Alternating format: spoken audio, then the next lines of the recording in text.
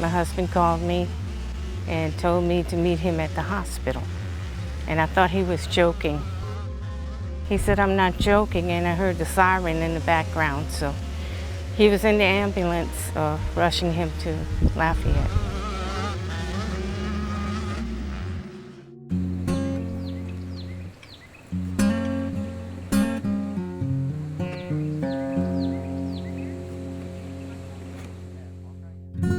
Mickey started riding when he was about 5 years old. He had a very small bike. And we thought it was going to be just for fun in the yard, never realizing that he'd want to go and do something bigger on a dirt bike track. I like probably the adrenaline rush I would get and everything else that went with it. So we decided to go ahead and let him do the thing that he loved to do. May 5th of '07, it was a Saturday, and Mickey was all excited. He couldn't sit still. He wanted to go race.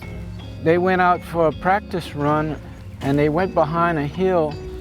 Everybody passed through, and then I didn't see him, and I said, well, I kind of looked around, I didn't see him.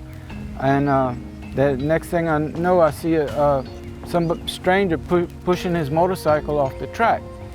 That, to me right there, that gave me some chills. I didn't know what to think of. The person taking care of him in the emergency room didn't look like he had much hope for him. He let us stay with him, and I was assuming that would have been our last few minutes with him.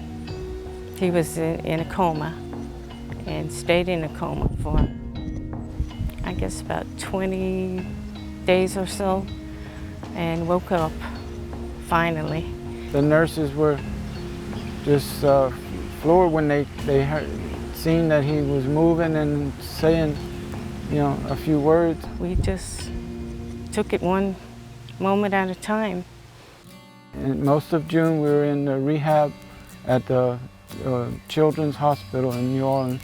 4 years ago, I met McKinley through his therapist over at the hospital, Opelousas General Rehab Hospital, and he was doing outpatient therapy.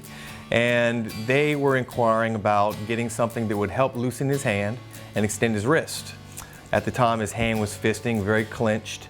He was having issues with his fingernails digging into the palm of his hand. His wrist was flexed. The tone was so bad, my fingernails would actually dig into my palm. I thought, really, truly, when I was in the hospital, I thought that it was gonna stay like that.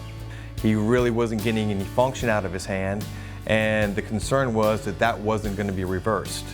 They were looking for a little hope. The first time we met Roger, we just, I have to say, fell in love with him. He's like family.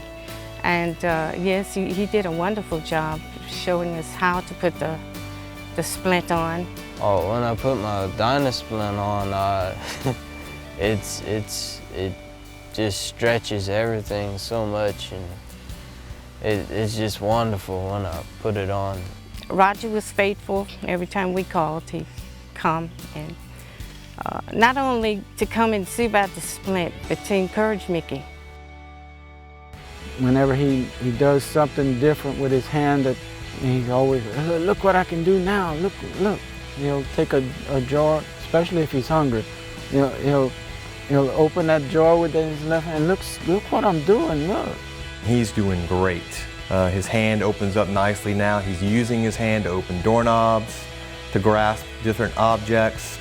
He has more functional use of his hand. It appears to me, since I've been working with him over the last 4 years, his attitude is great. He's very ambitious.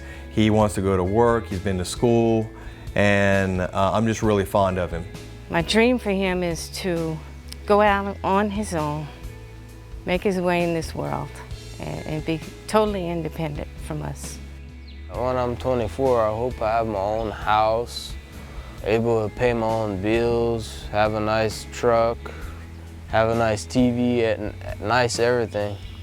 I guess going through that wreck gave me a glimpse of reality. I think if I would have stayed on the path I was on, I'd probably chasing a dream that's not worth chasing. I would say keep your faith in God, wear your Dynasplint and never give up.